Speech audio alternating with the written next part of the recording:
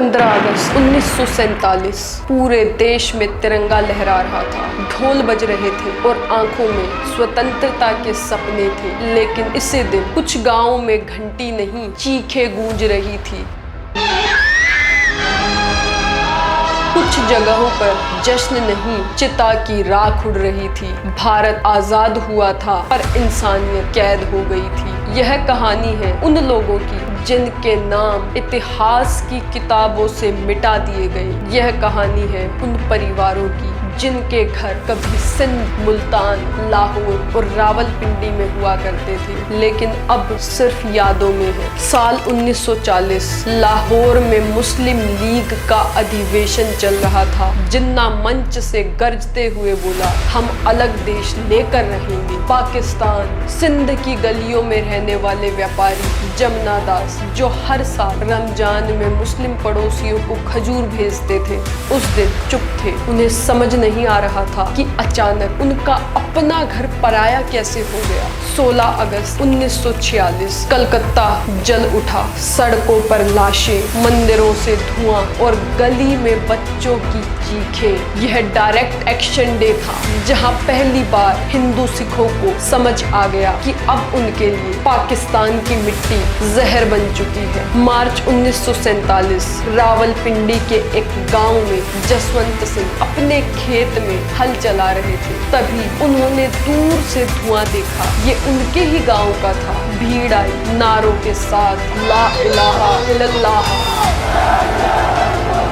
और फिर तलवारें चली। उनकी पत्नी को जिंदा जला दिया गया, बेटा काट दिया गया और बेटी कहीं उठा ली गई। 12 गांव जल गए, 5000 से अधिक लोग मार दिए गए। और ये 5000 भी केवल रजिस्टर्ड आंकड़े हैं, जिनकी कोई गिनती ही नहीं। वो ना जाने कितने हैं, कोई गिनने वाला था ही नहीं, कोई रोने वाला भी नहीं था। सिर्फ खून, राख और सन्नाटा। लाहौर से अमृतसर की ओर एक ट्रेन चली, पर जब वो भारत पहुंची उसमें एक भी जिंदा इंसान नहीं था। हर सीट पर लाशें पड़ी थी, कुछ की गर्दन कटी थी, कुछ की आंखें निकाल ली गई थी। डिब्बे के बाहर लिखा था, गिफ्ट फ्रॉम पाकिस्तान। हर दिन ऐसी ट्रेन आती थी और हर बार किसी और परिवार का इतिहास खत्म हो जाता था। आंकड़े नहीं, कराते हुए सच। 10 लाख लोग मारे गए, 6 लाख से ज्यादा हिंदू सिख पाकिस्तान में खत्म कर दिए गए। 75,000 बहन बेटियों के साथ जबरन धर्म परिवर्तन कराया गया। कराची में जहां 2.5 लाख हिंदू रहते थे, अब 50,000 भी नहीं बचे।